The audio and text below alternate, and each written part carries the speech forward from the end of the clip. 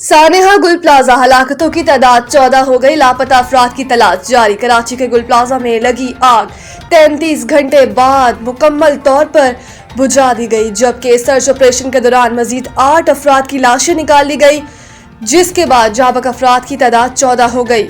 MA जिना road पर वाक़ई गुल प्लाजा में आग हफ्ते की रात 10:15 बजे के करीब लगी। ग्राउंड फ्लोर पर लगने वाली आग देखते ही देखते तीसरी मंजिल तक पहुंची। खौफनाक आतिशज़दगी से इमारत के कई हिस्से गिर गए। फायर फाइटर्स ने 33 घंटे बाद आग पर मुकम्मल तौर पर काबू पा लिया, जिसके बाद अब कूलिंग का अमल जारी है। हुकाम के मुताबिक आग पर काबू पाने के बाद फायर फाइटर्स प्लाजा के अंदर दाखिल हुए। जली हुई दुकानों में महदूद पैमाने का सर्च ऑपरेशन किया गया।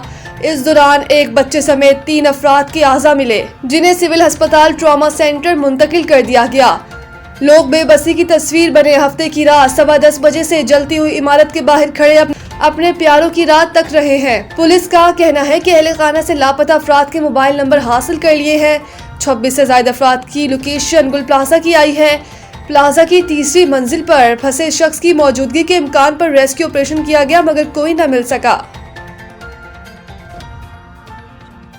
रावलपिंडी में आज से तालीमी इदारे खुल गए। ट्रैफिक इंतजामात मुकम्मल। सीटीओ फरहान असलम। रावलपिंडी शहर भर में आज से स्कूलों और कॉलेजों में तालीमी सरगर्मियां बहाल हो गई हैं। इस मौके पर chief traffic officer CTO Rawalpindi Farhan Aslam की हिदायत पर तालीमी इदारों के अतराफ ट्रैफिक इंतजामात को हतमी शक्ल दे दी गई है, ताकि तुलबा, वालिदैन और शहरियों को किसी किस्म की मुश्किलात का सामना न करना पड़े। सीटीओ फरहान असलम ने तमाम सर्कल और सेक्टर इंचार्जेस को हिदायत की कि वो स्कूल इंतजामिया के साथ करीबी राब्ते में रहते हुए बेहतरीन ट्रैफिक इंतजामात को यकीनी बनाएं।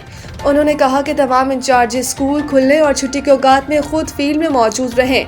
चीफ ट्रैफिक ऑफिसर के मुताबिक स्कूलों और कॉलेजों के बाहर छुट्टी के औकात में सिर्फ सिग्नल लाइन पार्किंग की इजाजत दी जाएगी, जबकि रॉन्ग पार्किंग के खात्मे के लिए फोर्क लिफ्टर्स तैनात किए जाएंगे। FBR track and trace system का दायराकार मजीद शोबों तक बढ़ाने का फैसला। FBR चीनी सिगरेट, खाद और सीमेंट की सन्नत में कामयाबी के बाद ट्रैक एंड ट्रेस सिस्टम का दायराकार स्टील की सन्नत, फार्मास्यूटिकल, मसाला जात, बिस्किट और दीगर पैकशुदा मसनूआत समेत मजीद शोबों तक दायराकार बढ़ाने का फैसला किया गया। FBR ज़राए के मुताबिक ट्रैक एंड ट्रेस सिस्टम के जरिए मुनफरिद शनाख्ती निशानात से FBR अरबों रुपए की टैक्स चोरी रोकने में कामयाब हुआ। रेगुलेटरी माहिरीन के मुताबिक पाकिस्तान में टैक्स चोरी, गैर कानूनी अशिया की खरीदो फरोख्त, मसनूआत की पैदावार के दुरुस्त डेटा की निशानदेही में ट्रैक एंड ट्रेस सिस्टम के जरिए कवानीन में मुअस्सर अंदाज में अमल दरामद करने में ज़बरदस्ती कामयाबी हासिल हुई और हालिया अरसे में गैर कानूनी तंबाकू, शुगर और दीगर अशिया के खिलाफ FBR ने ज़बरदस्त कामयाबी हासिल की। कई शुगर मिलों की पैदावार यूनिट को ट्रैक एंड ट्रेस की मोहर ना लगाने पर सील किया गया, जबकि मुल्क में बड़े पैमाने पर ऐसे करोड़ों रुपए मालियत के गैर कानूनी सिगरेट को पकड़ा गया जिन पैकेट पर ट्रैक एंड ट्रेस सिस्टम की मोहर नहीं थी। इस्लामाबाद हाई कोर्ट के मुस्तकिल होने वाले 3 जजेस ने हल्फ उठा लिया। इस्लामाबाद हाई कोर्ट के चीफ जस्टिस सरदार मोहम्मद सरफराज डोगर ने तीनों जजेस से हल्फ लिया।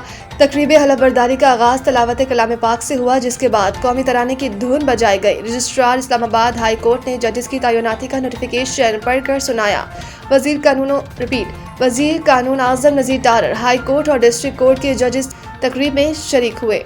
इस्लामाबाद हाई कोर्ट बार के सदर वाजिद गिलानी और सेक्रेटरी मंजूर जज्जा भी तकरीब में शरीक हुए। वजारत कानून ने सदर मुमलिकत की मंजूरी से तीनों जजेस की तैनाती का नोटिफिकेशन जारी किया था। तीनों जजेस ने मुस्तकिल तैनाती से कबल 1 साल तक बतौर एडहॉक जज काम किया।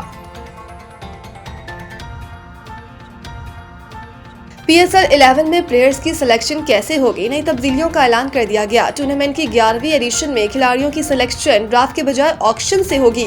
ऑक्शन सिस्टम से टीमें मुतवाजन बनेगी और खिलाड़ियों को ज्यादा कमाई का मौका मिलेगा। नए एडिशन में मेंटोर्स, ब्रांड एम्बेसडर्स और राइट टू मैच कवानीन को खत्म कर दिया गया है। ऑक्शन से कबल हर फ्रेंचाइज टोटल 4 खिलाड़ी रिटेन कर सकती है, मगर हर कैटेगरी में ज्यादा से ज्यादा 1 खिलाड़ी होगा। नई आने वाली दोनों टीमों को ऑक्शन से कबल 4 खिलाड़ी मुंतखब करने का मौका मिलेगा, जबकि हर फ्रेंचाइज को 1 इंटरनेशनल खिलाड़ी को डायरेक्ट साइन करने की इजाजत दी गई है।